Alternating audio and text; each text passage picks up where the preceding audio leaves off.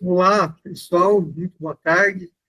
Estamos aqui iniciando, então, primeira etapa do encontro online, né, virtual, do Encontro Técnico Nacional da SPDH.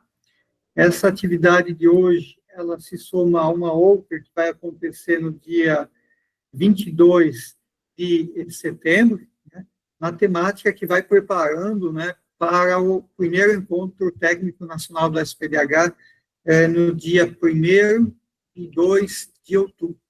Então, eu me chamo Darlan Marques, trabalho na IPAGRE, tenho atuado no PDH, está comigo aqui meu colega Diego, que também trabalha conosco aqui, o colega Marcelo, que vai em breve fazer a sua apresentação, né? E esse é um evento em conjunto com o Ministério da Agricultura, com o IDR do Paraná, né?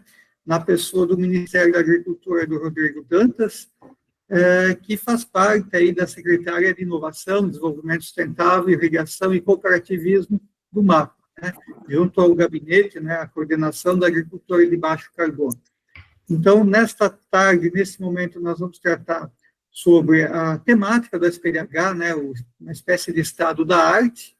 Na sequência, nós vamos abordar aí um estudo de caso com o SPDH aplicado ao maracujá, e aí nós finalizamos a nossa tarde.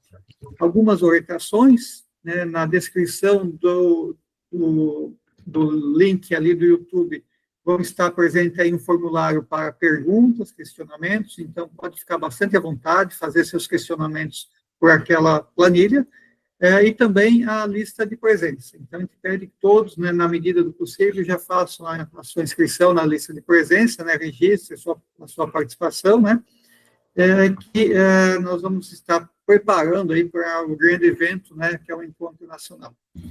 Então, de pronto, né, dado esses recados iniciais, né, a gente deseja uma boa tarde, né, para todos, né, sejam todos muito bem-vindos, né.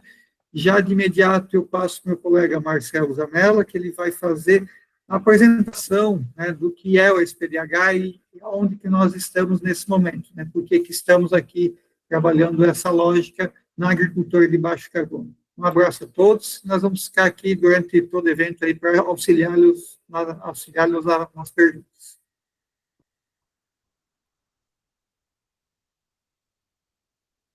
Olá, boa tarde a todos. Me chamo Marcelo Zanella, trabalho também na IPAGRE, juntamente com o Darlan. Trabalhamos aí nos últimos anos com uma parceria para tentar desenvolver essa metodologia de trabalho que vem sendo construída aí nos últimos 30 anos dentro da IPAGRE.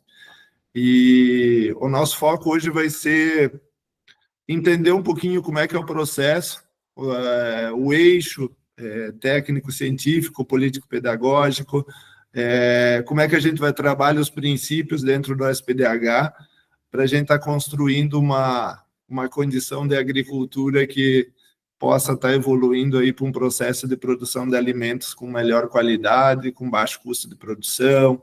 Então, dentro desse processo que a gente vai trabalhar um pouco hoje o texto aí, o trabalho. Deixa eu colocar a apresentação aqui.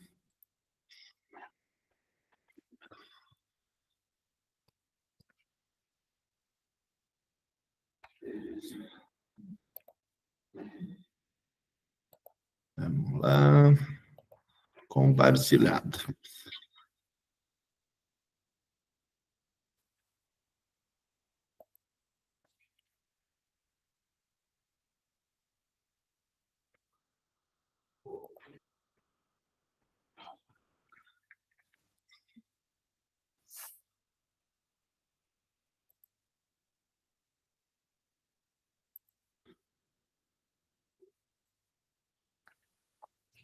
Perfeito, Marcelo.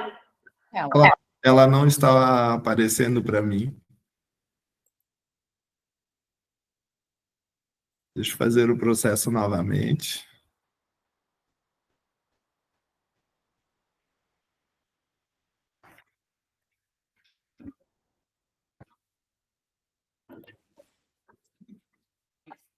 Como é que ela fica? Você está apresentando para mim. Isso. Obrigado, Annelise.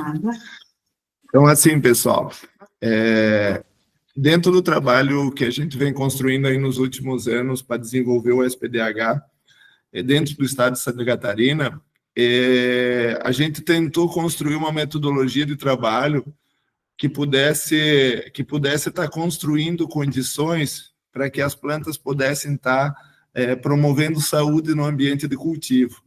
E para que elas tivessem saúde, a gente tinha que buscar uma condição de conforto. Dentro desse entendimento do que é conforto de planta, os trabalhos realizados nos últimos anos, eles buscaram entender profundamente o comportamento das plantas na condição de cultivo, as relações que elas têm com o ambiente de cultivo, principalmente climáticas, as relações que elas têm com todos os reinos que estão envolvidos dentro do processo aí de construção de um ambiente de cultivo, associado à melhoria da casa que ela habita, da casa que ela mora. Então, criando condições para que esse ser vivo possa se desenvolver plenamente, tanto a parte aérea quanto o sistema radicular, e que, a partir das suas capacidades, ela consiga estar construindo uma condição que possa estar promovendo saúde durante todo o ciclo dela. Dentro dessa construção da casa, a gente tem clareza que o único ser vivo que consegue reconstruir o ambiente de cultivo são as plantas. Elas que conseguem articular todos os outros seres vivos, todos os outros fatores ambientais, de uma forma com que elas consigam estar reconstruindo o ambiente de cultivo de forma permanente. Então, a planta é um ser que ela forma e transforma seu ambiente onde ela vive permanentemente. E a nossa função como profissionais do campo é estar entendendo esses processos e estar trabalhando como mediador dos processos ambientais que ocorrem no ambiente de cultivo. Então, essa é a nossa função principal. E promover conforto em planta é um desafio para nós.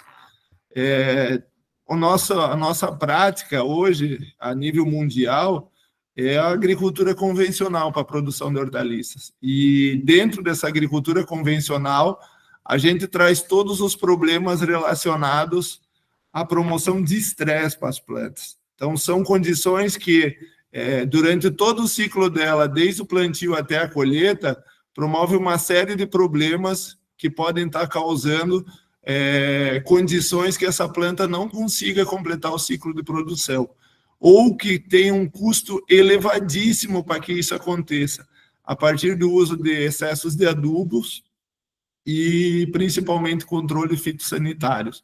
Então, tu criar um ambiente de cultivo onde a planta possa expressar o potencial genético dela durante todo o ciclo, aproveitando as condições ambientais favoráveis, permite que tu consiga produzir um alimento de alta qualidade e com baixo custo. E isso é visível no manejo de sistema de plantio direto de hortaliça. Dentro desse contexto, aqui eu apresento para vocês um trabalho de pesquisa que a gente realizou em área de couve-flor, no município de Angelina, tentando estar medindo esse efeito, por exemplo, da própria temperatura no desenvolvimento das plantas e na condição de estresse delas, e qual seria o resultado disso, pensando em qualidade de alimento, pensando em custo de produção, pensando em segurança alimentar. Então, aqui no gráfico inferior na esquerda, que está em azul, é a temperatura ambiente do dia, ou seja, dos 70 dias que a planta ficou na sua área de cultivo, acompanhada por uma unidade de observação climática. Então, eu peguei apenas um dia, ali nas 1.400 horas, essas medições foram feitas em hora, 24 horas por dia, então aí tem as médias diárias. Eu peguei apenas um dia, aí, em torno de 1.400 horas, tanto na temperatura ambiente, quanto na temperatura de relva, que é o SPDH e o convencional. E aí, nesse dia, a amplitude térmica ambiente foi de 15 graus. A amplitude térmica no SPDH foi 22 graus. e a amplitude térmica no sistema convencional foi de 53 graus. Então, vocês imaginem a condição que promove saúde para a planta completamente distorcida, numa condição contrária que gera uma série de problemas. Acima de 35 graus, que passam as linhas pretas, a planta já entra em estresse térmico profundo. Ela começa a se modular internamente, e ao invés de gastar energia para produzir alimento e para promover saúde, a planta passa a gastar energia para tentar sobreviver a uma condição de estresse extremo. E isso causa uma série de distúrbios fisiológicos que a gente pode ver na prática, na unidade de pesquisa. Essa primeira área inferior é a área convencional, monitorada, e atrás delas tem a área de SPDH. Vejam a quantidade de distúrbios que teve nas plantas onde o sistema foi manejado convencionalmente. E o bom de fazer essas pesquisas é que você compara os dois sistemas em tempo real, com comportamento de planta, mostrando o quanto o estresse ambiental pode trazer de problemas para a planta durante todo o ciclo dela. O índice de colheita no sistema convencional foi de 42%, e o índice de colheita no SPDH foi de 96%. Ou seja, das plantas cultivadas, eu tenho um índice de colheita mais do que o dobro da condição do SPDH, da condição do sistema convencional. E isso traz segurança para o produtor, traz condições de custo muito mais baixo da lavoura e promove a produção do alimento de muito melhor qualidade. Então, vejam como a planta age a partir dos estresses provocados para o nosso manejo inadequado. Dentro dessa condição, e buscando um sentido de promover saúde em planta, nesse processo da transição, a gente sai de um sistema pobre, onde todos os fatores ambientais que promovem o estresse estão presentes, e aí eu posso citar alguns como o excesso de temperatura, posso citar a dificuldade da entrada de oxigênio e da saída de gás carbônica no ambiente radicular, por ter um solo com uma constituição que não permite que essas trocas gasosas aconteçam pelo manejo, a necessidade de uso maior em quantidades de adubação, pela essa deficiência de ter dificuldade do oxigênio presente, e pela dificuldade que a planta tem de formar um sistema radicular no ambiente inóspito, e também a questão de saúde de planta, associando a questão de nutrição. Esses ambientes convencionais, onde a gente tem condições de estresse extremo, você percebe rapidamente que a planta tem uma série de sinais que mostram, dentro do processo dela de formação dos tecidos, que essa planta está com problemas nutricionais, e muitas vezes esses problemas nutricionais não estão relacionados à presença ou não dos nutrientes no solo, mas sim na dificuldade de absorção por esses efeitos adversos aí que a gente promove no ambiente convencional. A gente avança para um sistema em plantio direto, onde ainda a gente trabalha com palhada, trazendo uma série de benefícios, já que promovem redução de custo, promovem mais conforto para as plantas e promove uma condição de ambiente melhor para ela conseguir completar seu ciclo, e evolui para o sistema de plantio direto no verde, onde, além do plantio ser na palhada verde, a gente faz todo o manejo das espontâneas sem eliminá-las, juntamente com a planta comercial, a gente trabalha com elas de forma simultaneamente. A gente busca, dentro da lavoura de SPDH, imitar o máximo possível a condição da mata, ou seja, se vocês olharem no fundo da fotografia, na parte superior, dentro da lavoura a gente busca trazer condições que possam imitar o mais próximo possível tudo o que acontece na mata. E a mata cria uma condição de conforto para todas as espécies que vivem lá. E a nossa função como mediadores desses processos naturais na agricultura é buscar trazer essa condição para dentro da lavoura e manejar de forma com que a cultura comercial possa expressar o máximo potencial produtivo dela, mantendo essa condição de saúde durante todo o ciclo, possibilitando eliminar o uso de produtos químicos, diminuir o uso de adubos solúveis e também produzir alimento em quantidade e qualidade com baixo custo. Dentro desse processo, a gente trabalha a produção de mudas dentro do manejo em SPDH, repensando todo o processo de produção de mudas do sistema convencional. Todas as pesquisas que foram realizadas aí nos últimos anos com trabalho de mudas, ele buscou entender a muda dentro do viveiro e não o reflexo que essa muda, a partir da saída do viveiro e para o campo, o que ela causava em termos de perda de capacidade produtiva no campo. E aqui eu botei 2 fotografias só para vocês entenderem. Alguns parâmetros que a gente trabalha dentro das mudas é que a muda tem que chegar no campo com a presença das 2 folhas cotiledonares. Isso é uma prova que essa muda recebeu todo o cuidado, todo o processo de produção dentro do viveiro em todas as fases. Ela tem que ter cor clara, não escura. Ela tem que ter uma proporcionalidade da parte aérea com o sistema radicular. Ela tem que ter raízes brancas, mostrando que a oxigenação foi feita corretamente durante todo o processo. Então, tudo isso reflete em qualidade de planta. E aqui eu mostro para vocês uma área experimental onde foram trabalhados 2 tamanhos de células diferentes. Então, no lado esquerdo estão plantas que trabalharam com células com 32 centímetros cúbicos por planta, e no lado direito, células com 22 centímetros cúbicos por planta. Essas plantas foram implantadas no mesmo dia. E vejam, a partir do cuidado de uma relação de qualidade de muda, como você tem um estabelecimento rápido e permitindo que as plantas tenham uma uniformidade durante todo o ciclo de produção, permitindo alto índice de colheita. Diferente de uma muda que tem uma proporcionalidade parte aérea sistema radicular inadequada e que leva muito mais tempo para começar o processo de estabelecimento no campo e causa uma série de desuniformidades. Então, vejam o trabalho que a muda como interfere na condição de campo. Dentro dos princípios, alguns deles eu vou apresentar aqui para vocês, e talvez um dos principais deles é a questão da nutrição adequada das plantas. E dentro da nutrição, a gente constrói, no processo de pesquisa, as taxas diárias de absorção de nutrientes.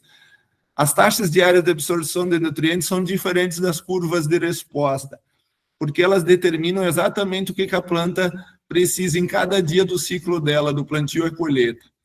Isso permite, junto com a associação com as condições climáticas, entendendo as reservas nutricionais que tem no solo e aprendendo a fazer leitura da aparência dos sinais de planta, permite que eu consiga entender como é que a planta se nutre durante todo o ciclo.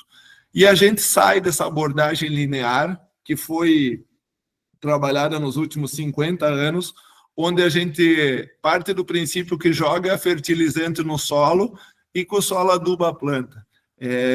Nesse sentido, a gente está simplificando um processo que é muito dinâmico e que envolve uma série de fatores que podem estar comprometendo ou facilitando a promoção de saúde de planta. Então, essa condição de abordagem linear, a gente não usa mais no SPDH e a gente evoluiu para uma abordagem sistêmica de nutrição, uma abordagem ecofisiológica, onde todos os fatores estão incorporados dentro do entendimento do que é nutrição de planta, como cada fator interfere nesse processo e como nós podemos estar colaborando dentro dessa construção, onde a gente busca a nutrição da planta a partir das taxas de crescimento, e dentro dessas taxas de crescimento a gente procura construir no ambiente de cultivo uma condição de alta biodiversidade, uma condição de proporcionalidade entre os nutrientes através da estequiometria deles, e uma condição de sinais que possam estar sendo proporcionada uma leitura de que essa planta, esse ser vivo, tem condições de saúde. E dentro dessa leitura de construção do processo, eu vou apresentar aqui para vocês um exemplo no processo de construção da taxa diária de absorção de nutrientes do brócolis. Aqui apenas o nitrogênio. Então, como é que ele se comporta desde a fase da muda até a colheita, aos 77 dias, o que acumula nas folhas, o que acumula no talo, o que acumula na flor, e o total absorvido de nitrogênio por cada planta durante todo o ciclo. E aqui embaixo vocês podem ver o acúmulo do potássio, do fósforo, do cálcio, do magnésio e de alguns micronutrientes. Mas o que nos chamou a atenção quando a gente começou a construir as taxas de absorção é que o que a planta nos mostrava de como ela gostaria de se alimentar é muito diferente do que está nos nossos livros texto de consulta. E aqui eu posso usar como exemplo o acúmulo de nitrogênio durante o ciclo do brócolis por planta de 4,7 gramas e 1,4 gramas de potássio. Então, isso dá uma relação de nutriente, nitrogênio e potássio de 3:1. Só que os nossos manuais de adubação recomendavam a aplicação de 1:1. Ou seja, para mim atender a demanda de nitrogênio, eu jogaria 3 vezes mais potássio sem necessidade. Então, entender como a planta se alimenta é uma forma da gente estar ajustando a aplicação dos nutrientes de forma que não haja excessos de nenhum deles em nenhuma fase de crescimento. E esse entendimento, ele é comprovado aqui com o comportamento do brócolis na absorção dos nutrientes durante o ciclo dele, permite aqui os gráficos observar que do 0 ao 21 dia a planta consome apenas 4% dos nutrientes. Dos 22 aos 49 dias a planta usa 28% dos nutrientes e dos 50 dias à colheita, que é 77 dias, a planta utiliza 68% dos nutrientes de toda a vida dela. Se eu sei as quantidades que essa planta usa durante todo o ciclo de todos os nutrientes, e se eu sei como ela se alimenta durante o ciclo, isso me facilita fazer a nutrição dela toda baseada a partir das taxas de crescimento. E isso facilita a construção de uma planta com saúde durante todo o ciclo dela. Aqui eu uso um exemplo disso, são áreas em plantio direto, mas onde é negligenciado o entendimento de nutrição adequada para as plantas. Eu tenho uma foto menor aqui no lado esquerdo, onde uma planta foi nutrida corretamente durante todo o ciclo, e tenho na fotografia maior plantas de brócolis que estão com excesso de adubação durante a fase de crescimento. Esse excesso de adubação causa uma série de danos à planta, principalmente na formação do tecido celular, enfraquecendo o tecido, e qualquer condição climática adversa vai gerar uma série de condições favoráveis à presença de patógenos que vão estar causando aí problemas nos tecidos foliares e até mesmo no sistema radicular da planta.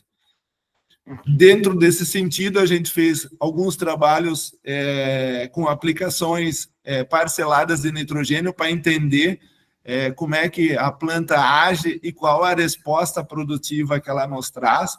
Então, aqui estou mostrando para vocês um gráfico onde a gente tem a massa fresca de inflorescências de brócolis colhidas com 0,50, 100 até 400 quilos de nitrogênio por hectare, e acima na fotografia mostrando a cor das folhas das plantas com cada tratamento com diferentes quantidades de nitrogênio. Vejam que em áreas de SPDH, a partir de 50 quilos de N por hectare, é possível ter flores comerciais estatisticamente idênticas às que se usaram 400 quilos por hectare. Só que a condição de saúde, a condição de produção, de custo de produção, a questão de redução de problemas fitossanitários é muito, muito superior nas áreas com menor aplicação de nitrogênio do que as com área de maior. Para vocês terem uma ideia, no sistema convencional, a recomendação oficial é de 250 a 260 quilos de N por hectare. E em SPDH, a gente consegue essa condição já com 50 quilos. Então, vejam a possibilidade da gente estar reduzindo imensamente a quantidade de adubos solúveis aplicados nas áreas de cultivo de hortaliça. E a prática de leitura de sinal de planta, buscando saúde, Aqui são uma fotografia que eu mostro duas áreas, a área da esquerda que está com excesso e a área da direita que está numa condição perfeita de nutrição.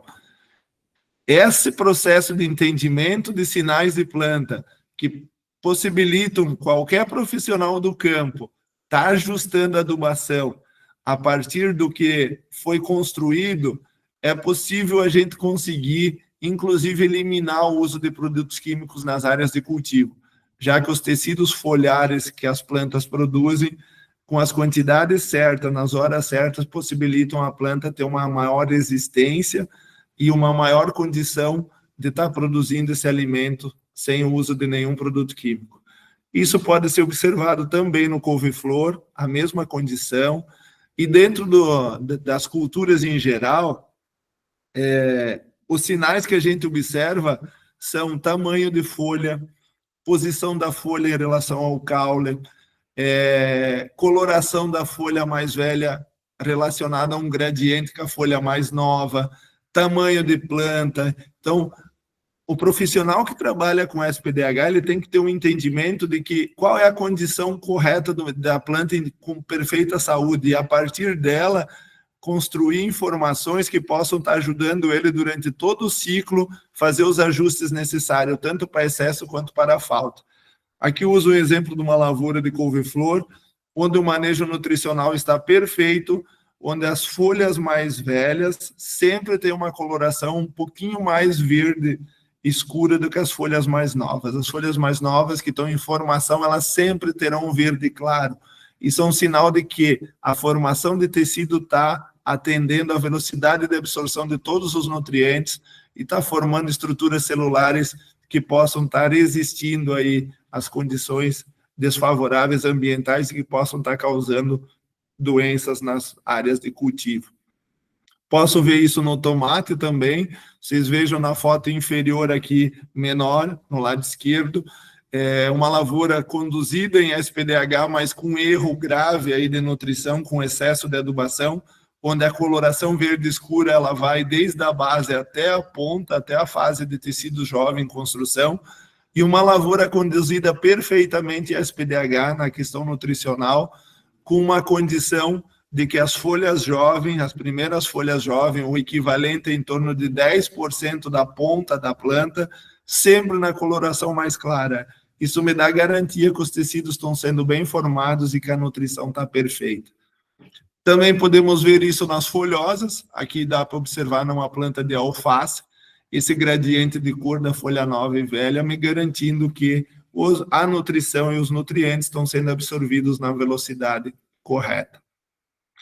A rotação de cultura dentro do SPDH ela é indispensável, e dentro disso a gente inclui sempre, quando possível, inclusive animais, no manejo no PRV. Então, é possível estar trabalhando com gado leiteiro, gado de corte, e dentro da rotação dos piquetes estar usando hortaliças durante o ano, buscando essa diversidade de renda e buscando também uma condição de reaproveitamento de áreas de cultivo dentro da propriedade. Então, a rotação de cultura ela traz uma série de ganhos, principalmente porque dentro desse processo de rotação, a gente jamais repete o cultivo de uma cultura comercial sem que haja intercalado sempre uma área de plantas de biodiversidade ou adubos verdes. Então, a gente sempre faz um plantio comercial e imediatamente já entra com um plantio das plantas de biodiversidade dentro do processo de rotação. E aí isso acontece durante o ano todo. Independente da região do Brasil que vocês tiverem, essa condição é possível fazer os ajustes a partir dos materiais que você tem disponível para trabalhar em áreas de cultivo, que eu vou mostrar um pouquinho abaixo quais são os materiais que a gente usa aí de plantas de biodiversidade dentro do sistema. Para a nossa condição aqui do Sul, a gente trabalha com o mínimo de 10 toneladas de matéria seca hectare ano. Por que esse mínimo? Porque a gente tem que ter o mínimo de reposição de alimento dentro de um sistema produtivo para manter a biodiversidade funcionando. Então, muitos profissionais acabam dizendo que isso é o importante para que haja acúmulo de carbono no solo. Sim, acúmulo de carbono no solo é uma consequência do manejo bem feito das plantas da biodiversidade. E para a nossa condição, mínimo 10 toneladas. Se eu tiver numa região um pouco mais quente, tipo norte e noroeste do Paraná, interior de São Paulo, eu já tenho que subir para 14, 15 toneladas hectare ano. E se eu for para a região do Cerrado, talvez próximo de 18 toneladas de matéria seca hectare ano. Para quê? Para que eu mantenha esse sistema alimentado durante o ano, permitindo que esse ambiente de cultivo possa se regenerar, buscando uma condição de mata. E aí as culturas que a gente trabalha aqui no sul, principalmente, são as aveias, né? Aveia preta, aveia branca, centeio, também uma cultura excelente para estar trabalhando com biodiversidade, nabo forrageiro, e no verão a gente trabalha muito com milheto. É uma planta que produz alta capacidade de produzir matéria seca e nos traz uma condição de construção de perfil de solo muito bom, com sistema radicular bastante vigoroso.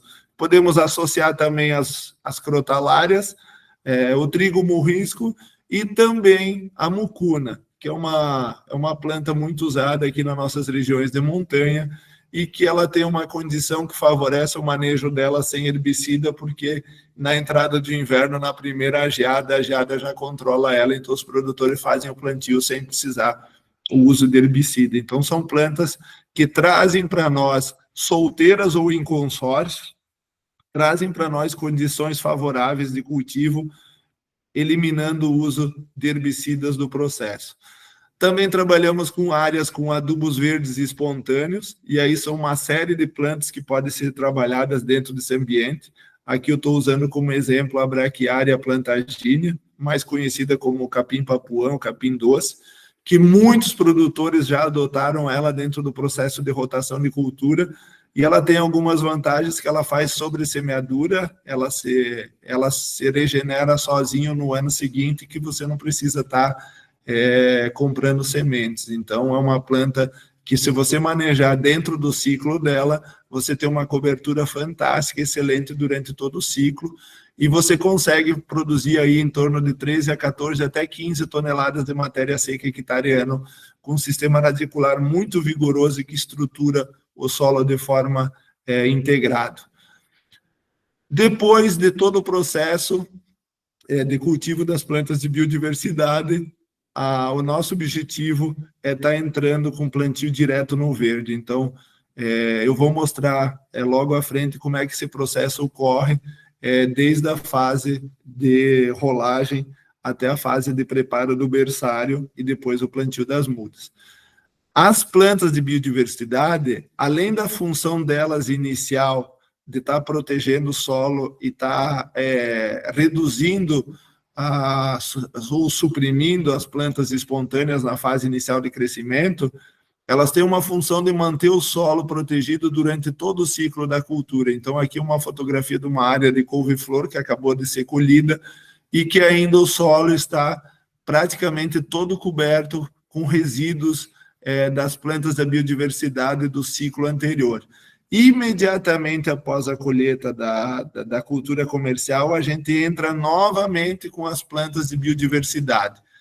Elas têm uma função de atividade biológica permanente, claro, de reestruturar o solo, de fazer ciclagem de nutrientes, de proteger esse solo durante todo o período que está com essas plantas verdes ou durante o período que elas forem enroladas com a cultura comercial, e elas trazem uma condição de conforto para a planta comercial que possa promover um crescimento radicular rápido e vigoroso, que a planta possa alcançar os nutrientes no perfil do solo, a planta comercial, e que possa facilitar todo esse processo de formação de tecido desde a fase inicial, juvenil da planta comercial até final.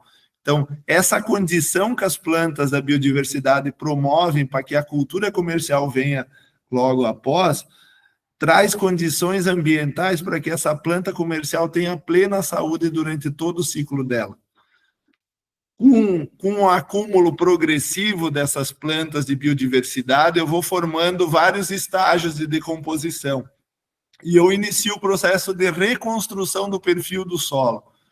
e que isso, com o tempo, vai formando, juntamente com a atividade da macro, meso e microfauna, vai formando estruturas, agregados, juntamente com o sistema radicular, até construir uma condição nova de desenvolvimento para o sistema radicular, que possa estar trazendo para a planta, na hora que ela precisa, os nutrientes e água suficiente para atender a demanda dela nas fases mais críticas, que normalmente é na floração e na produção de frutos durante a sua produção. Então, essa condição permite todas as trocas gasosas, permite que as plantas busquem os nutrientes em maiores profundidades e permitem também que haja uma grande atividade biológica que esteja associada ao sistema radicular dessas plantas cultivadas e que possa estar contribuindo para maximizar o potencial produtivo dessas plantas. E o resultado do manejo, é claro, é o acúmulo de carbono. Mas o acúmulo de carbono, ele é apenas o resultado do manejo bem feito de todo o processo produtivo. E aqui eu uso 2 exemplos, são 2 áreas de cultivo em SPDH, uma com início em 2010 com 0,9% de matéria orgânica e que em 2024 já está com 5,4% de matéria orgânica. Áreas de cultivo de hortaliça. E uma outra área que em 2011 estava com 1,2% e agora em 2025 está com 5,1% de matéria orgânica.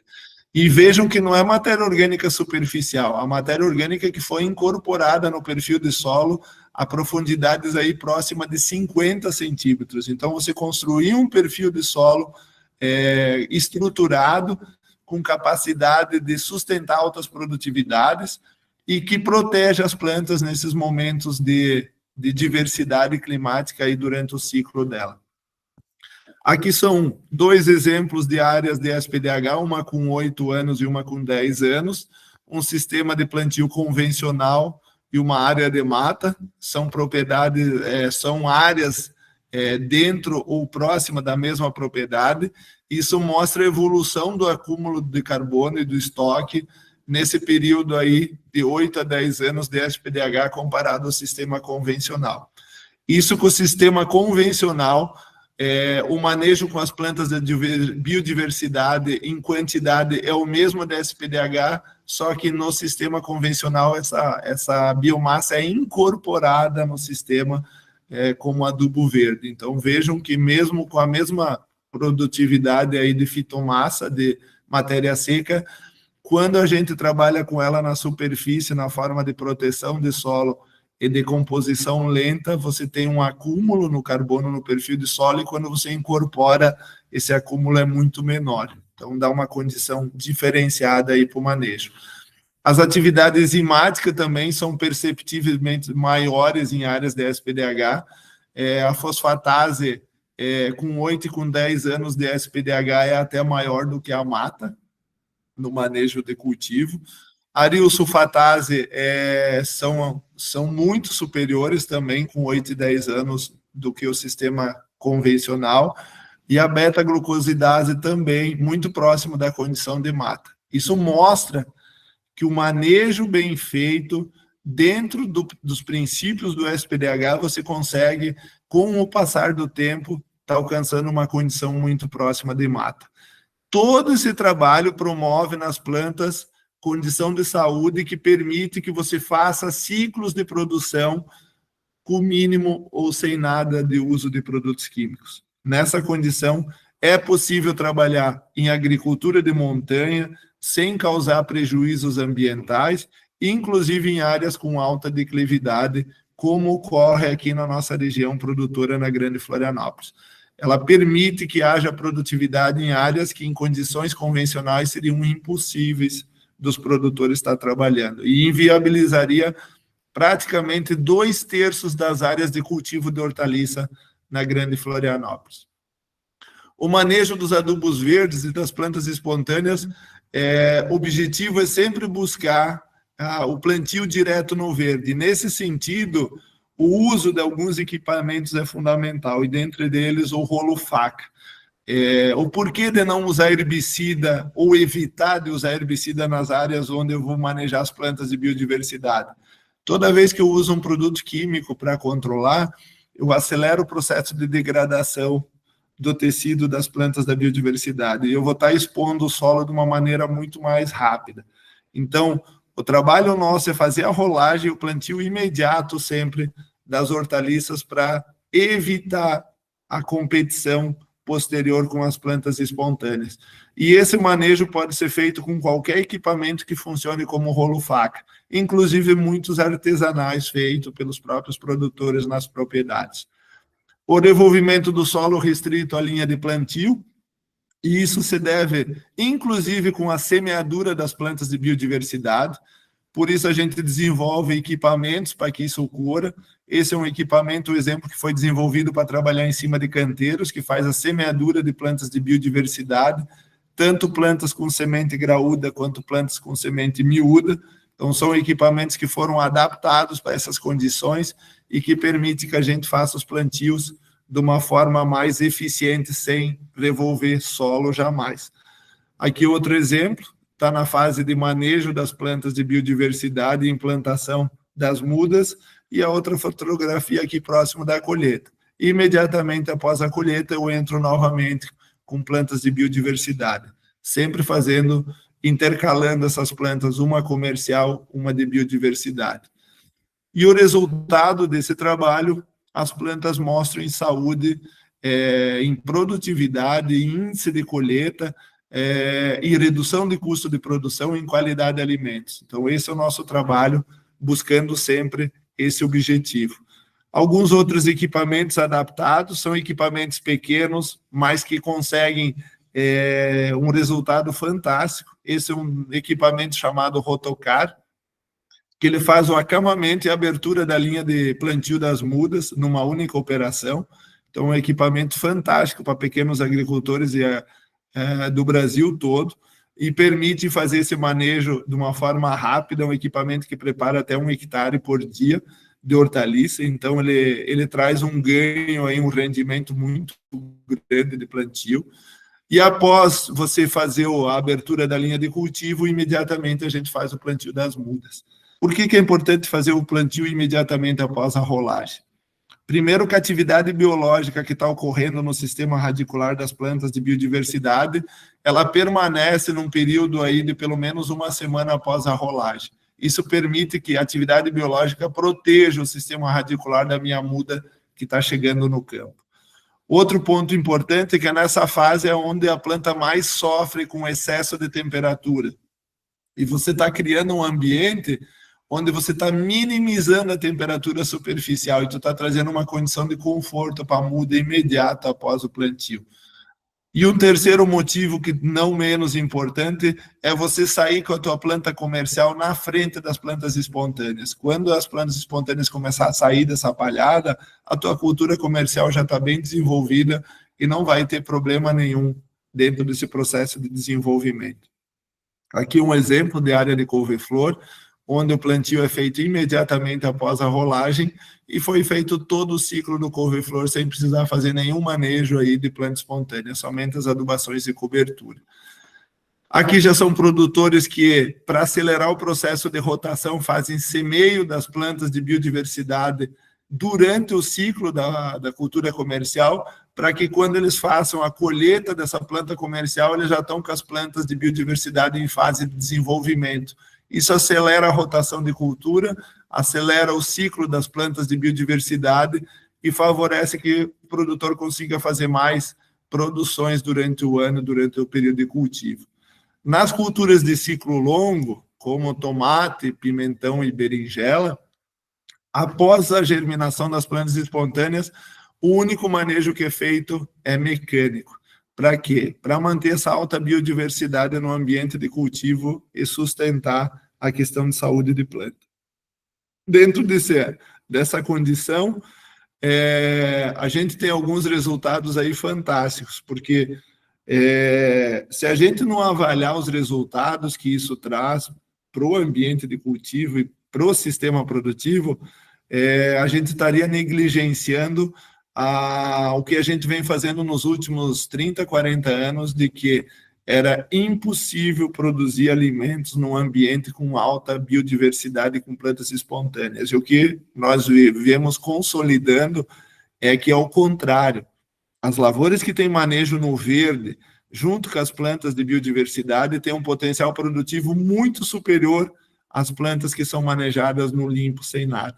E aqui um exemplo de uma lavoura onde foram colhidos praticamente o dobro da produtividade média nacional, numa condição de redução de 88% do uso de produtos químicos na área de cultivo.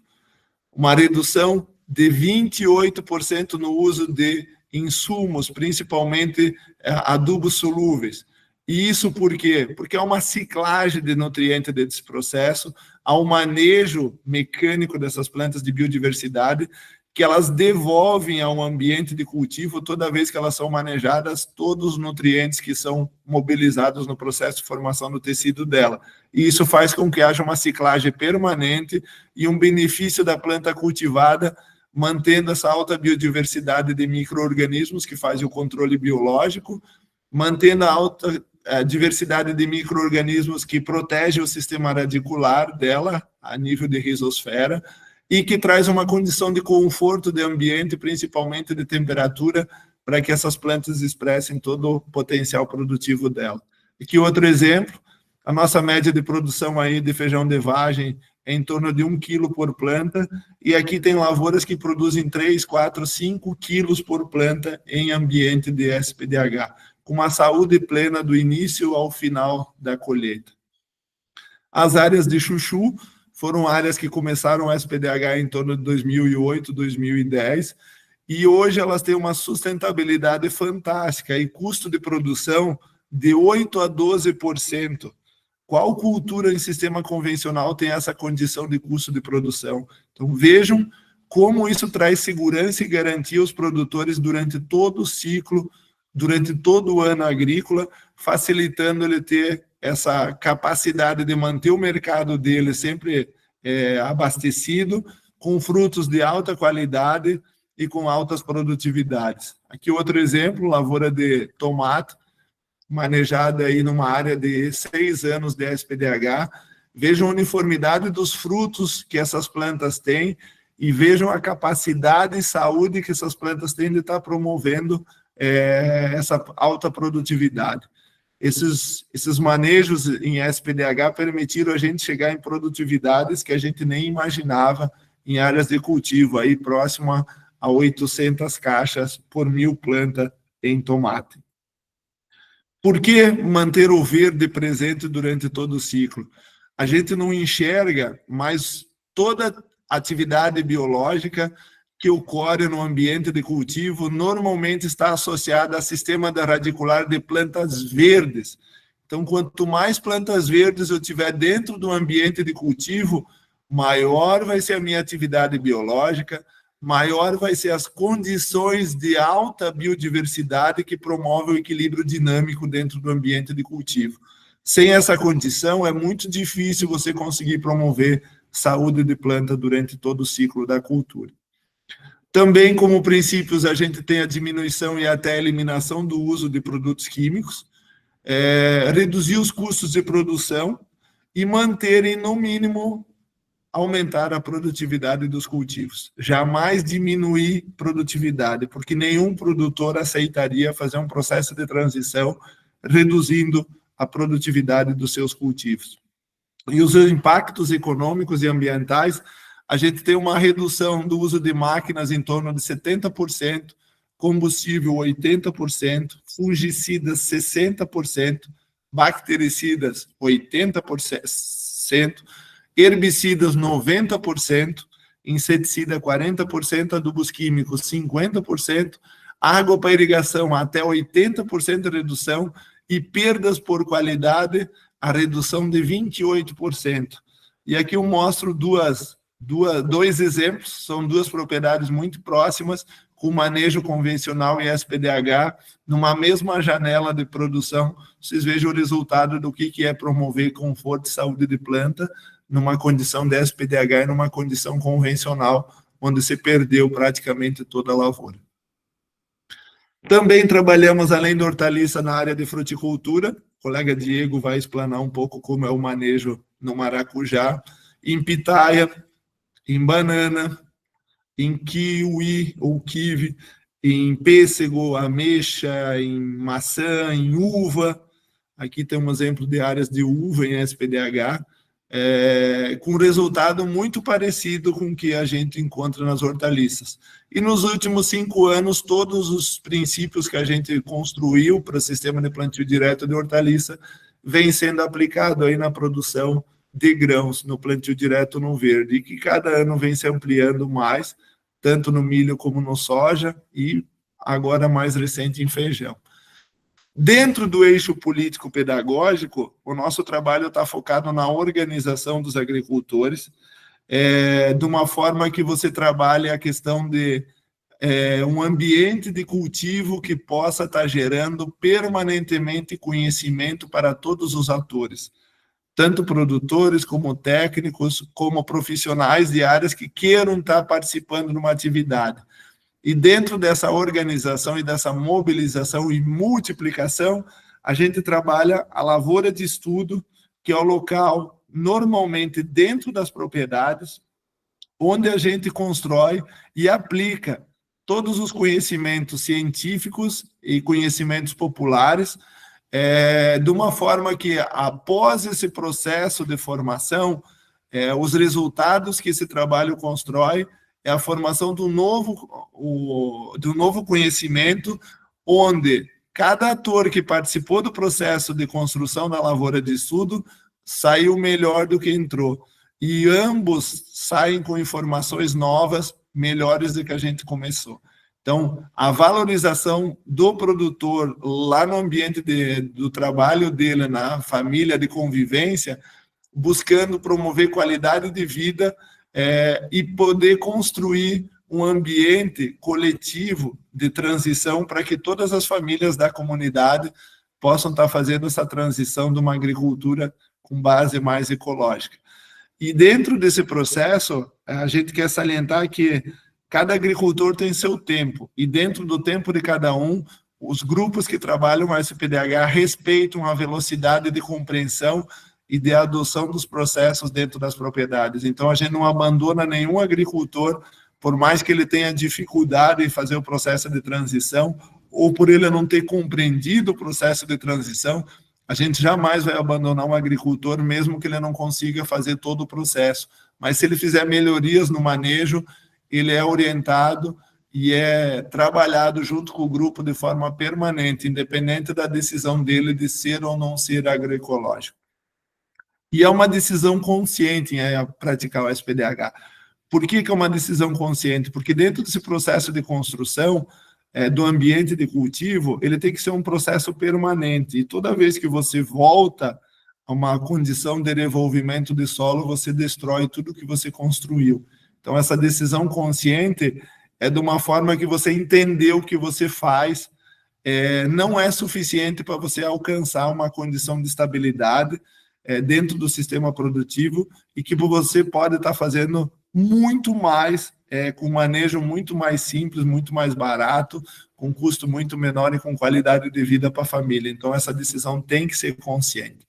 Aqui é a lavoura de estudo, onde é a troca de conhecimentos de todos os profissionais.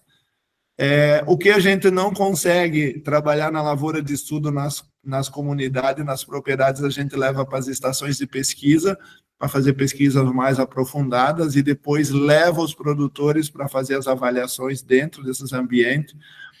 Faz todo um processo de adaptação de máquinas para trabalhar sistemas produtivos do SPDH. Nesse processo de transição aí do plantio direto, o nosso erro maior foi achar que nós poderíamos negligenciar o sistema, porque a máquina não atendia a condição de nosso manejo. E dentro do SPDH, a gente faz um caminho contrário. Eu não abro mão de produzir um sistema com alta biodiversidade, com alta quantidade de palha, a não ter uma máquina que consiga fazer o manejo desse ambiente de forma no mínimo, satisfatória e que possa estar dando condições para que as plantas se desenvolvam, independente da quantidade de fitomassa que eu tiver na superfície. Historicamente, a gente fez o contrário, nós adaptamos o sistema às máquinas, e o resultado foi simplificar e, em muitos casos, chegar no ponto de praticamente perder o plantio direto, como muitas áreas de grão aconteceu.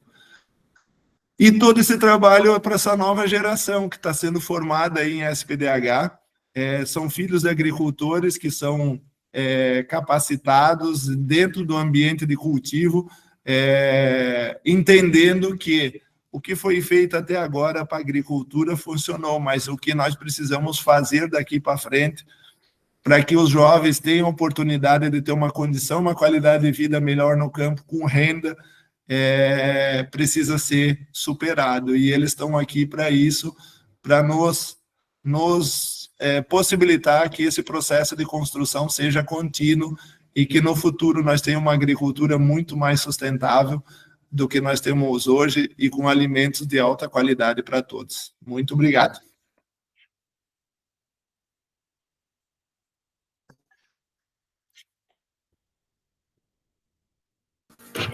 Então, obrigado, Marcelo, né, pela contribuição, né?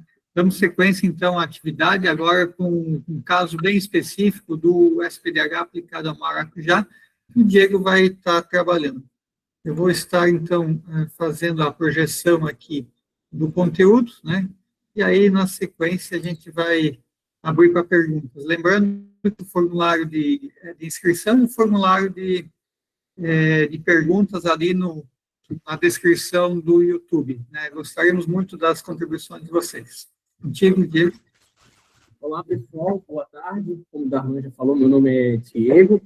Trabalho na regional de Criciúma, aqui no sul catarinense, aqui já pertinho do estado do Rio Grande do Sul, e venho compartilhar, na verdade, ser um interlocutor de um grupo de colegas que trabalham a cultura do maracujazeiro aqui no sul do estado, região essa que compreende 90% da produção catarinense de maracujá, em torno de 1.000 famílias envolvidas diretamente com a produção dessa fruta.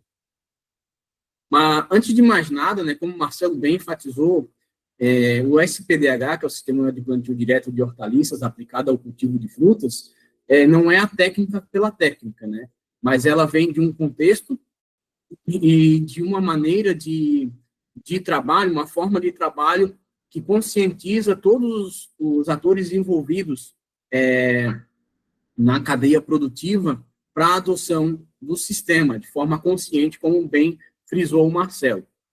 Então, um pouquinho da história do maracujá, né, aqui na região sul, em 92, lá dentro, aqui é a região sul de Santa Catarina, com a família Casagrande e Jacinto Machado, passa por várias questões de doenças, furacão Catarina, que ocorreu aqui para nós em 2004, e depois alguns atores importantes, como Branquier, que era pesquisador da Estação Experimental de Uruçanga, e posteriormente com a liderança do Darlan e com a vida do pesquisador Henrique Petri, para fortalecer os trabalhos na EPAGRE, na cultura do maracujazeiro.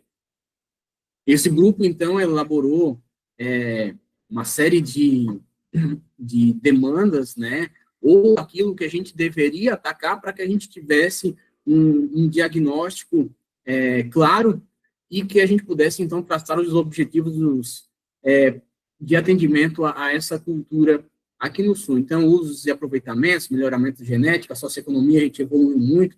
Questão de fitotecnia é um estudo eterno, né? Manejo de água e solo, questão de polinizadores, pragas e doenças. Então, tudo isso está no nosso escopo de trabalho para que a gente possa dar respostas à cadeia produtiva. Como eu já falei antes, trago mais essa foto por uma questão, esse slide mais por uma questão da foto, né? Muitos dizem que é montagem, mas isso é uma unidade de referência tecnológica que a gente tem no município de São João do Sul, né, em 0,8 hectares, a produção estimada em 38, 45 toneladas por hectare em 0,8 hectares, né? Produção precoce de maracujá no mês de dezembro, aqui para nós, onde o preço está bom, já tem maracujá sendo colhido nesse pomar. Então, um pomar, né, sendo bem conduzido de acordo com os preceitos do SPDH, tem um grande potencial produtivo, mesmo em solos arenosos com 0,8%, 0,9% de argila. De matéria orgânica, perdão, e 9% de argila. No meio dessa história toda, né, o que aconteceu? A gente tinha pomares que eram conduzidos por 2, 3 anos, e no ano de 2000 e... Só um pouquinho, gente. Pelo que eu entendi, não está passando aqui os slides, né? Vou reprojetar aqui.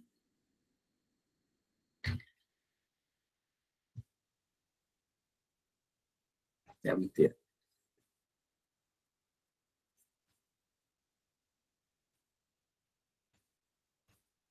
Agora está passando? Está no slide da virose. Está no slide da virose, está passando. Fechou.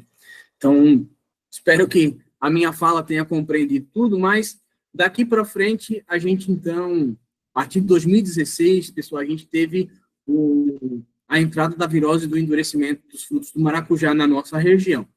Como eu falei anteriormente, nossos pomares eram conduzidos de 2 a 3 anos, por causa da questão de um início de colheita mais no cedo, que aqui para nós era primeira, segunda quinzena de dezembro. Mas com a entrada dessa doença, fica inviável o cultivo em 2 anos. Aí já são alguns frutos, né, que foram alvos da doença do endurecimento. Vejam com que pouco tempo a gente já tinha esses frutos endurecidos, deformados, foscos. A gente, então, a partir daí, começou a elaborar alguns estudos, né, para ver como que a doença se comportava no pomar. Então, aqui é um pomar no município de Torres, onde as mudas já eram vindas de ambiente protegido. Então, até o mês de dezembro a gente não teve incidência, e a partir de janeiro a gente começou, então, a ver a incidência da doença no pomar, com 5 plantas das 50 que a gente selecionou com a doença. E aqui são mudas de São João do Sul, sem virem de abrigo, cultivadas em float de fumo, né, a céu aberto. Então, vocês podem observar que já no início no plantio já haviam plantas com virose, e em janeiro, todas, né, menos uma, plantas ou com a virose, ou mortas, ou que foram erradicadas pelo produtor para tentar minimizar a entrada, né, e o desenvolvimento da virose no seu pomar. Isso tudo para enfatizar, né?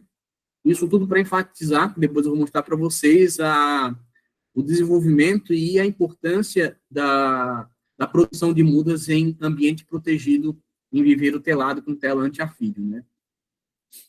Falando um pouquinho da metodologia, né? Então, a partir da entrada da virose, a gente chamou as lideranças da cadeia produtiva. Hoje a gente não tem uma cooperativa puramente de maracujá, e isso, por um lado, talvez pode ser observado como uma coisa ruim, mas mesmo eles sem estarem formalizados numa estrutura formal, como uma cooperativa, uma associação, eles possuem uma organização entre eles. No nosso caso, a gente observou como uma fortaleza a presença dos atacadistas, e os atacadistas, então, fazendo a congregação desses produtores que eles atendiam, para que eles pudessem fazer parte do nosso trabalho. Juntamente com esses eventos que a gente fez com os entes da cadeia produtiva, a gente fez eventos técnicos também, né? Teve o seminário do Maracujazeiro, teve em todos os municípios, ou um agrupamento de municípios, uma oficina para que a gente pudesse fazer uma divulgação do que era a doença, de como fazer o enfrentamento dela. A gente teve o simpósio aqui no Balneário Arroio do Silva, também em 2017, e as parcerias, né? A Ipagre, ela não fez nada sozinha, né? Tiveram vários entes que são representadas por essa imagem, que fizeram com que a cultura permanecesse como uma possibilidade de cultivo, mesmo após a entrada da virose. Lembrando histórias de São Paulo, por exemplo, que após a entrada da virose, tiveram seus pomares dizimados, né, e hoje é uma cultura que está de novo em desenvolvimento lá, mas que ainda requer muito desenvolvimento de legislações, de entendimento. Santa Catarina partiu na frente nisso, temos hoje legislação, lembrando que 16, 17, 18, a gente não tinha legislação específica, né? Toda a adesão pela cadeia produtiva foi feita de forma consciente, sem precisar de lei, né? Foi a livre adesão ao vazio sanitário, a questão da produção de mudas em abrigo de cultivo. Então, cursos e eventos continuando, né? E aí a gente, então, com base nas premissas do SPDH, como que a gente convive com a virose do endurecimento, né, do maracujazeiro? Produção de mudas em ambiente protegido, vazio sanitário, hogging, manejo do pomar e a produção de mudas avançadas, que aqui para nós são chamadas de mudões ou mudas grandes, né? Então, sempre observando que a muda é o principal insumo do pomar. Mais à frente eu vou mostrar como eram feitas as mudas aqui em Santa Catarina, de mudas de maracujá. Então, aqui já, para a época, são mudas de altíssima qualidade comparadas às que a gente tinha num passado muito próximo. A mudança da paisagem, né, com a construção de abrigos para a produção de mudas de maracujá, sendo o principal aí item a tela antiafídio.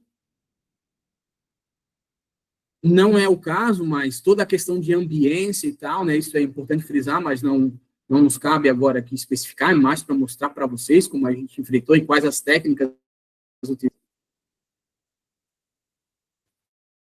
Questão de mudas avançadas, né, que são as mudas altas, do porquê, né, fugir da virose e ter uma produção mais cedo. Basicamente isso, e isso foi bem adotado.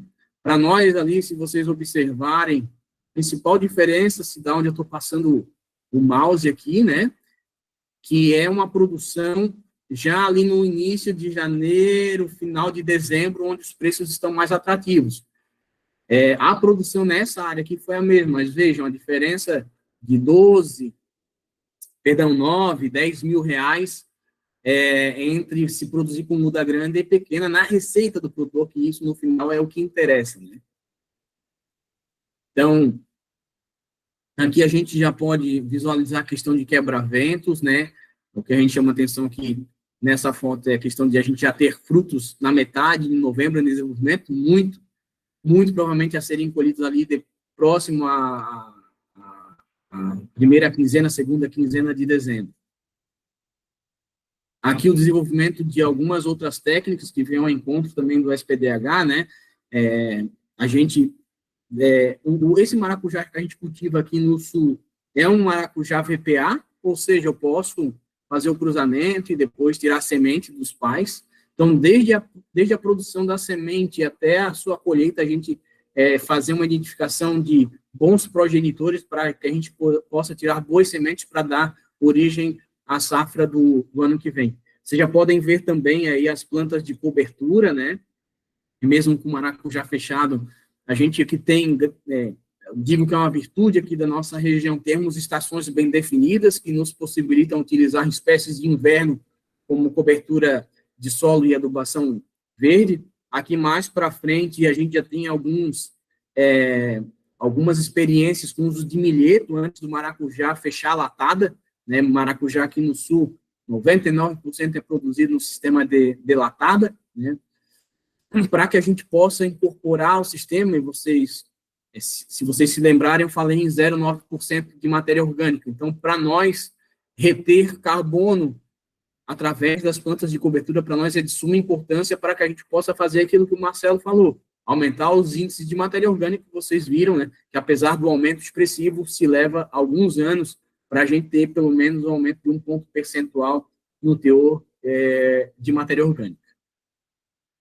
Então, alguns efeitos aqui já do nosso processo de seleção de plantas e frutos, né? Produção seleção de plantas precoces para dar fruto mais cedo. É claro que um exagero, né? Mas retratando isso, temos 6 maracujás na haste principal, antes de chegar na latada.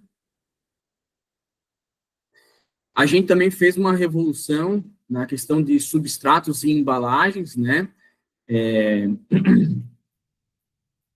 Aqui, para nós, as mudas eram produzidas nesse tipo de recipiente, né? Que nada retratam o ambiente do solo, né? Por isso que os pacotes são pretos, não à toa, né?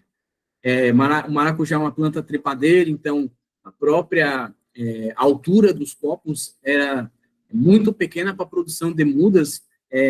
Vamos dizer, a arquitetura do copo também, com esses anéis, né, também não propiciava um bom desenvolvimento das raízes. Então, foi uma revolução na questão de produção de mudas no estado de Santa Catarina após a entrada da virose. Então, no Reginaldo, aí à direita da tela, mostrando para vocês, né, um pacotinho ali de em torno de 15, 18 centímetros e um bom desenvolvimento radicular, né? Outra coisa também que a gente mostra para vocês, que mostra que tem um bom desenvolvimento, uma boa produção de mudas, são a manutenção a manutenção das folhas cotiledonares, né, as 2 mudas que possuem elas ainda.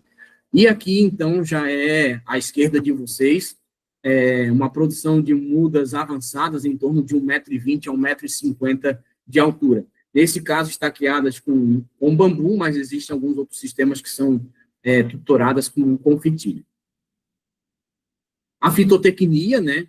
A adubação, a irrigação, o estudo com pragas e doenças, condução e poda dessas mudas, né, e das próprias plantas a campo. Né? Alguns exemplos, como falei para vocês, do fetilho, né?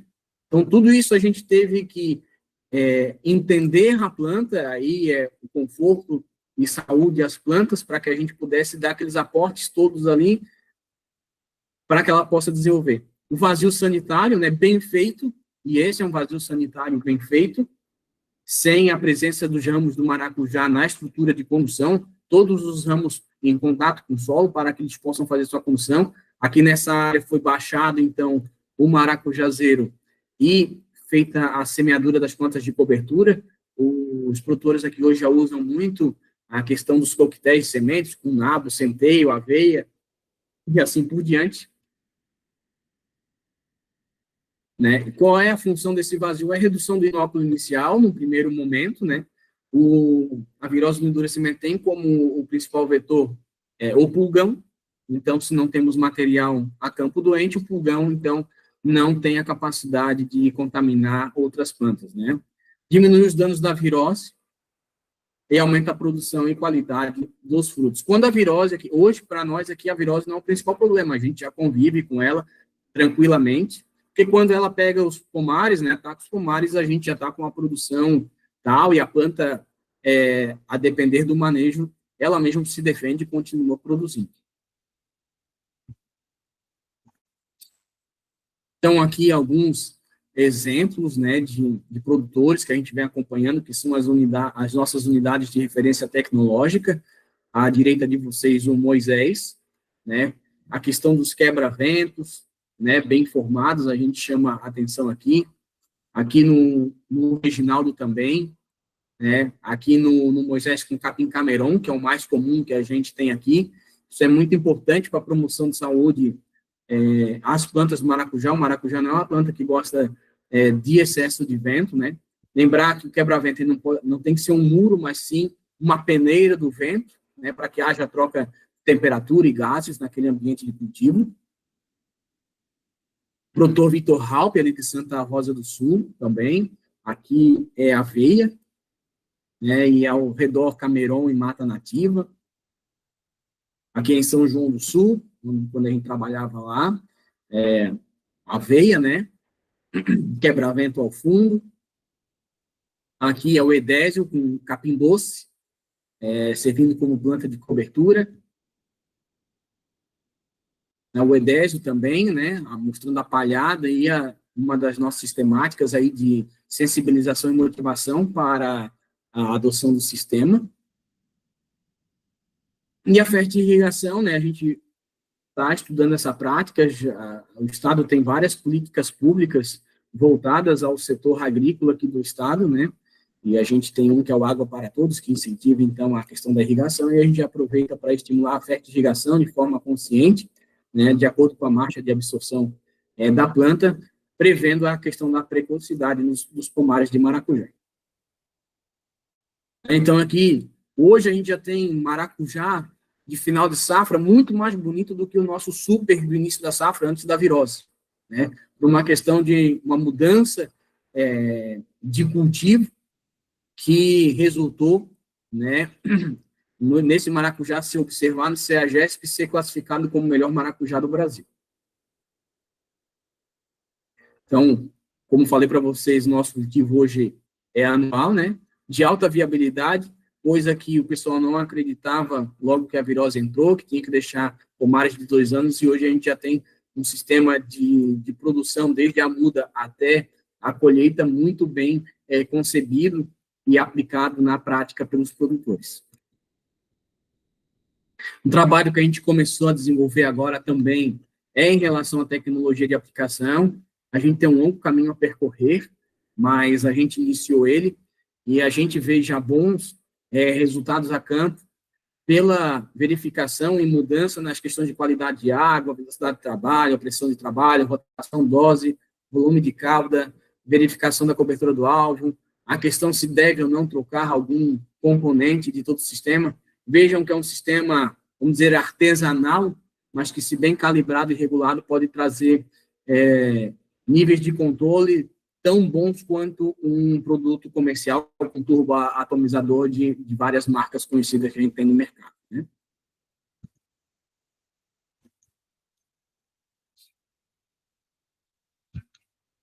Então, a gente também faz um diagnóstico junto ao produtor, né, uma visita em torno de 2 horas, né, faz a verificação de cada ponta, né, a gente chama de bico, porque, como o produtor conhece bem, mas o nome técnico correto é ponta, né, faz um diagnóstico para ele, ó, e ali a ponta 4, o bico 4 com problema, então a gente sugere ao produtor a trocar. E, assim, pessoal, uma coisa muito importante que a gente faz também aqui no nosso grupo técnico é publicar aquilo que a gente vai estudando e sedimentando entre nós. Então,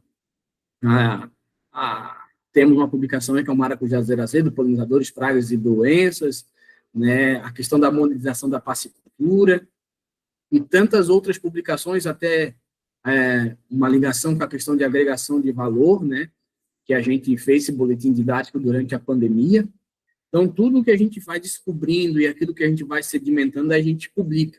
E, para mim, faz parte fazer com que isso chegue o mais rápido possível às pessoas que interessam, que são os técnicos e os agricultores. Por último, a gente teve a publicação do nosso software de recomendação de adubação, que é o Aduba Maracujá, está em livre download no site da Epagre. Você pode entrar no site da Epagre, soluções, publicações, procurar por Aduba Maracujá e baixar o software, que vai estar dentro do PDF, que explica como usar o software. Então, diferenciais do trabalho com a cultura, né? Possibilitar o surgimento de novas referências técnicas da cultura. Hoje não está estigmatizado em mim, ou no Petri, ou no próprio Darlan, ser a referência técnica, mas nós temos colegas a campo capacitados, né, para trabalhar a campo todas essas questões que a gente trouxe para vocês, né? A gente tem o mesmo idioma de comunicação entre nós técnicos que estamos envolvidos com o cultivo do maracujá, né? Isso mostra a coesão do grupo. Como eu vou mostrar para vocês as publicações que a gente faz, as parcerias. A gente também, toda essa parte de tecnologia de aplicação, a gente instrumentalizou os colegas para que eles pudessem chegar no produtor e fazer as medições dos equipamentos que eles têm para pulverização, né? E também a interface com a cadeia produtiva, seja com atacadistas, cooperativas e outros entes.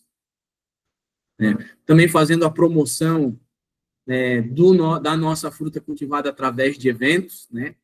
A gente está indo para a oitava abertura, se não me engano, da sétima ou oitava abertura da colheita do maracujá em Santa Catarina, que vai ser em São João do Sul esse ano, né? Fazer uma boa divulgação da nossa fruta colhida.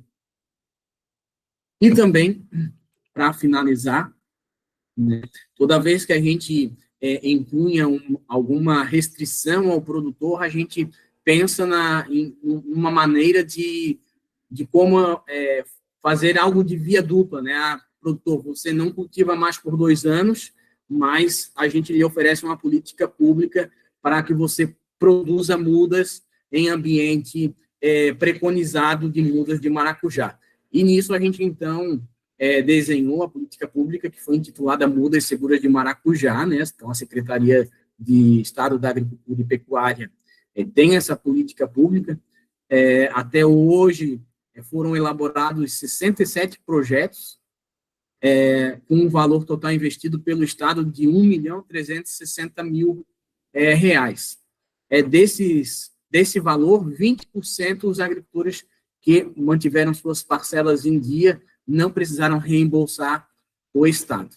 Então, a gente tentou aqui em poucos minutos, né, mostrar para vocês alguns diferenciais no trabalho, tendo o SPDH como base, não só na parte técnica, mas na parte de organização do trabalho, para que a gente pudesse, então, aplicar as técnicas que são tão conhecidas aí no cultivo de SPDH, né? Que é a promoção de saúde e conforto às plantas. Aí, durante a fala rápida, a gente pode usar quebra-vento, plantas de cobertura, produção de mudas sadias, e dentre outras. Hoje era mais para despertar a curiosidade, né? Não era a ideia a gente esmiuçar, a gente faria tudo num curso de produção de sistema, né? E a gente se coloca à disposição se tiverem dúvidas, questionamentos sobre a questão da produção de mudas de maracujá.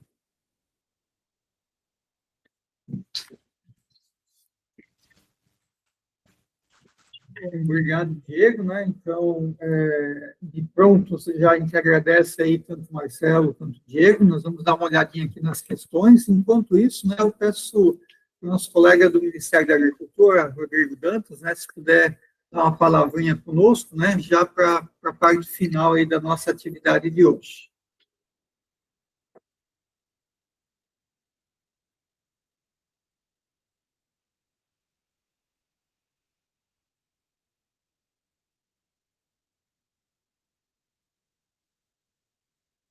Contigo, então, Rodrigo. Tudo bom? Agora acho que consegui ligar o microfone aqui. Vocês estão conseguindo me ouvir e me ver? Bom, boa tarde. Boa tarde a todo pessoal que está nos assistindo agora. Eu estava olhando aqui no YouTube, viu, Darlan? Rapaz, mas deu gente, viu? Teve um momento ali que eu vi umas 80 pessoas no Brasil todo, o 75, algo assim. Parabéns às palestras, apresentações. É sensacional. A gente está muito feliz com isso. A gente programou aí uma parceria aí com a Epagre, CGABC, pessoal da FEAGRE, se eu não me engano, e também teve participação aí do CREA nos ajudando, né? E outros atores, não vou citar todo mundo, não tem essa relação. Mas, da nossa parte, eu fico muito feliz porque já era uma intenção nossa tornar o Encontro Nacional do Plano de Agricultura de Baixa Emissão de Carbono, que será o nosso terceiro encontro esse ano, tornar ele, digamos assim, dar uma pegada mais técnica. A gente começou uma pincelada no último, mas nesse agora realmente tivemos essa possibilidade, e agradeço demais os colegas de Santa Catarina que nos procuraram com esse propósito. Acho que vai ser um sucesso o encontro. O encontro acontecerá em setembro, mas nós já estamos fazendo aqui os nossos 2 eventos pré-encontro, né? E tenho certeza que esse primeiro aqui já foi um sucesso, o segundo também será. Parabéns, é um tema ainda para o resto do país, que nós precisamos ter vocês já dominam bem isso aí há muitas décadas, mas para o restante de todos nós isso vai ser algo, não diria novo em alguns conceitos, mas em muita coisa sim. Vocês falaram muita coisa que realmente é interessantíssima, né? E dentro do escopo do Plano ABC, isso pode nos ajudar muito. Uma das intenções dessa nossa articulação com os grupos gestores do Plano ABC nos estados é justamente fazer essa integração, né? A gente trazer novos conhecimentos. Santa Catarina sempre foi muito solícito nisso, desde o início, sempre se dispôs, já teve pessoas indo aí se capacitar. Eu ia nos outros estados e via, vamos lá em Santa Catarina e tal, bem legal. Obrigado pela disponibilidade de vocês, pela disposição em se doar, em passar esse conhecimento para a gente. E assim, eu só quero agradecer a todos que participaram aí via YouTube, e que a gente possa, da próxima vez, ter mais gente aqui, e quem sabe para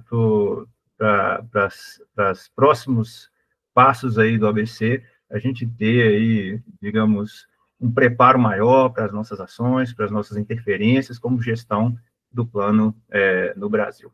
Tá joia? Para quem não me conhece, eu não sei se eu me apresentei aqui, o Rodrigo Dantas, sou coordenador-geral de Agricultura de Baixa Emissão de Carbono no Ministério da Agricultura. Nós fazemos a gestão nacional do Plano ABC. Nós temos em todos os estados grupos gestores do Plano ABC no estado, e estão eles aqui participando conosco hoje. Por isso que eu levei essa minha palavra a eles, mas eu tenho certeza que outros entes estão participando, outras pessoas também estão participando, então é importante esclarecer isso também. Então, tá joia? Parabéns mais uma vez. Obrigado, Rodrigo. Nós temos aí, pelo menos, passando por umas 2 perguntinhas aí que estão colocadas aí no nosso formulário. Quem ainda quiser fazer algum questionamento, pode fazê-lo, que vai com uma planilha e nós vamos responder uma a uma aí, como tem os contatos. Então, tem o Lourdinei Borges, né, de Brasília. Eu vou passar essa pergunta então para o Marcelo, né? Então, Marcelo, hoje, quais são os maiores desafios para os agricultores na transição da agricultura convencional para a ecológica? Se puderes colaborar, Marcelo, nessa resolução, nessa pergunta. Sim, obrigado, Darlan. O trabalho em SPDH, essa transição, ela permitiu a gente entender essa relação da planta com o meio. E a gente tem certeza, dentro desse processo de transição, que a gente precisa resolver algumas questões ainda que estão em aberto. Uma delas é a questão nutricional, porque dentro de um processo de transição, quando você constrói uma relação de condição ideal de nutrição para as plantas, a gente tem dificuldade de atender essa demanda das plantas num processo de transição onde você quer eliminar o uso de adubos solúveis. Por quê? Vou usar o exemplo do tomate. Se tu pegar a taxa de absorção dele, ele tem uma fase dos 60 aos 90 dias, que é a fase que ela está com máximo enchimento de fruto, que ela tem uma taxa de absorção absurdamente alta para atender esse crescimento dos frutos. Se você atender isso só com adubação orgânica, você teria que jogar 3 a 4 vezes mais adubo orgânico do que a planta precisa naquela fase, daquela taxa de absorção, para atender aquela demanda gigantesca. E aí esse excesso, para tu atender determinados nutrientes, vai causar um acúmulo de outros, e se isso se repete todo ano, você vai contaminando o solo com excesso de alguns nutrientes. Então, a nutrição ainda é um gargalo grande que a gente precisa trabalhar para buscar a produção com bases ecológicas. E dentro do processo também de manejo, é importante falar que a gente precisa ainda construir e adaptar mais equipamentos para fazer o processo de transição. O nosso foco é mecanizar todo o processo para que a gente torne o processo, principalmente de plantio, menos penoso para o agricultor. Independente se é SPDH ou convencional, a gente quer mecanizar todo o processo para facilitar o trabalho do produtor e tornar essa transição mais tranquila. Acredito que todas as áreas da agricultura têm esse objetivo, mas na olericultura a gente tem uma defasagem muito grande em pensar plantio direto de hortaliças, sem que haja adaptação e construção de novos equipamentos. Então, acredito que a nutrição e a parte de mecanização sejam gargalos importantes ainda nesse processo de transição. Obrigado, Marcelo. Nós temos aqui outras duas questões, né, uma colocada pelo nosso colega Humberto Bica, né, também organizador, apoiador dos próximos eventos. Ele coloca aí alguns cultivos que também são feitos no SPDH, né, como cebola e mandioca. Né? Então, aqui no estado de Santa Catarina, nós temos aí esse conhecimento, essa experiência também em trabalhar com cebola e mandioca, que são cultivos bastante específicos, característicos, mas que está avançando muito bem, muito rapidamente, sobretudo a mandioca, né, no cultivo com planos de cobertura em SPDH, e cebola já está um pouco mais consolidado aí a cultura na região produtora, né, sobretudo avançando rapidamente no sistema de semeadura direta em cebola. Aproveitando, também está conosco aqui Francinari Maciel, de Salvador, Bahia, né, que coloca e pergunta como é que está a adoção do SPDH na Bahia, né? Então, a gente sabe que a Bahia é um grande polo de alimentos, né? A gente gostaria muito de avançar, né, a passos mais largos aí na Bahia, né? Algumas iniciativas aí junto aos produtores de grãos, né? Mas sempre fazer uma boa distinção do que é o SPDH, do que é o plantio direto na palha convencional, né? Existem algumas diferenças significativas nesses dois sistemas, né? Claro que ambos buscam aí a acumulação de carbono e outros benefícios, né?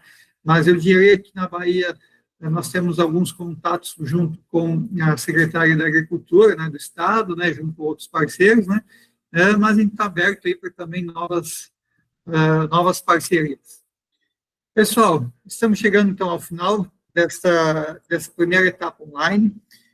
Convido-os todos a participar do dia 22 de setembro da próxima etapa online, que vão estar sendo apresentados mais resultados relacionados aos gases de efeito estufa, emissão de gases e a sua mitigação no SPDH, assim como as estratégias dos nossos vizinhos aqui do Paraná. O IDR do Paraná vai estar apresentando as suas estratégias, como tem adotado o SPDH nos últimos 4 para 5 anos, né? E, novamente, convidando, reforçando o convite que o nosso colega Rodrigo Dantas, do Ministério da Agricultura, fez, né? No dia 1º de outubro, nós teremos o primeiro encontro nacional do SPDH, vai ser em Florianópolis, no auditório da EPAGRE, né, ali no Itacorbi. E no dia 2, vamos ter as visitas de campo, né? Então, nós vamos no primeiro dia trabalhar a parte teórica e no segundo dia apresentar a parte prática. Tá? Eu vou pedir, então, para a nossa colega Annelise, que está conosco, apoiando, né? Muito obrigado, Annelise, pela sua disposição em estar conosco aqui, né? Agradecer, e para ela passar um vídeo rapidinho, para nós encerrarmos aí, na sequência já encerra aí, com um depoimento de uma família agricultora que já faz a SPDH hoje há mais de 10 anos, né? Mas quando estava lá no início, né, o que elas estavam percebendo. Dani, obrigado.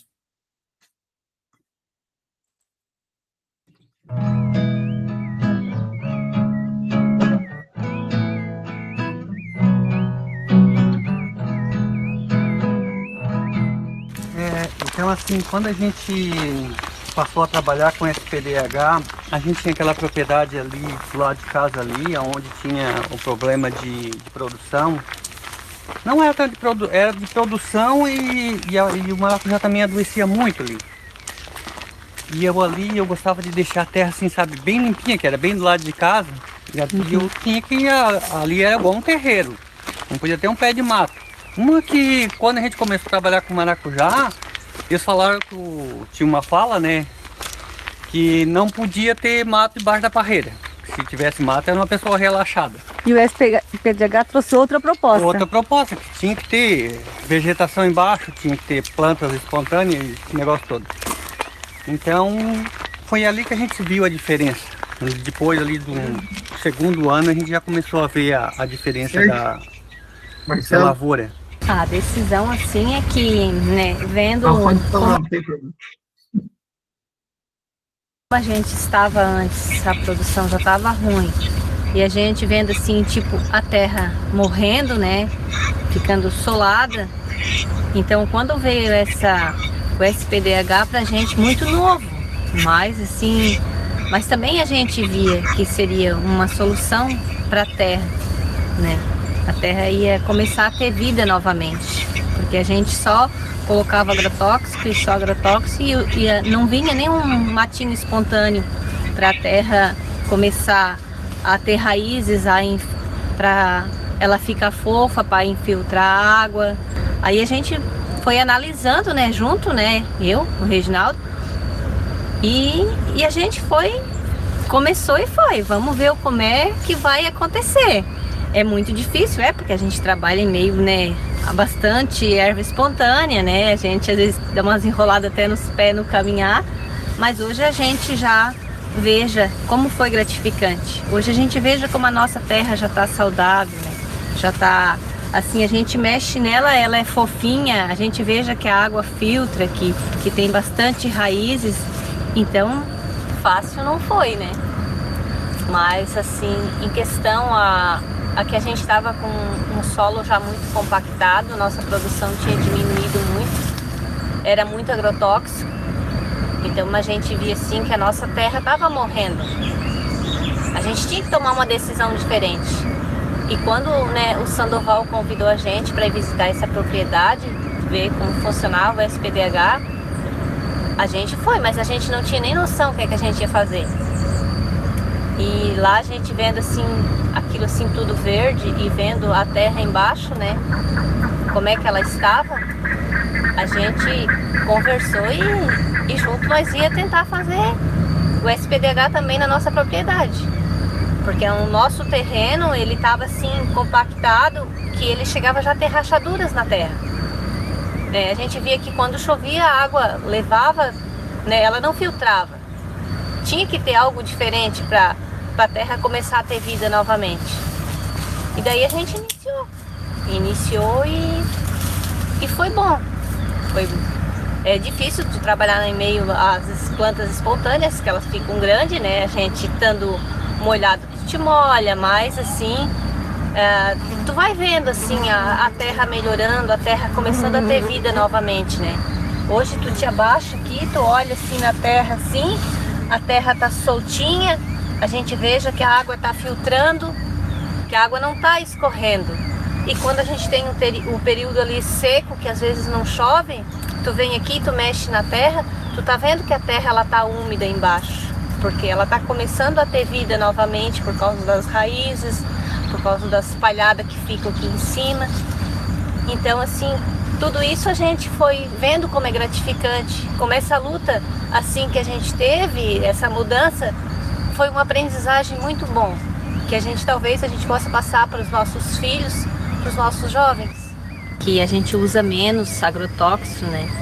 A gente veja a saúde da nossa planta, a gente veja, né, um alimento que a gente está produzindo mais saudável, né? Porque a gente não pode só pensar em nós, mas a gente tem que pensar em quem vai produzir esse alimento, porque a gente não se preocupa só com o ser da gente.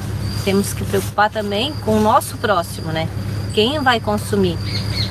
E dessa maneira que a gente está trabalhando, é muito melhor. O equilíbrio da gente, da família que trabalha, que cuida da lavoura, com essa quantia menos de veneno que a gente usa, a gente conserva mais a saúde da família e é bem melhor assim.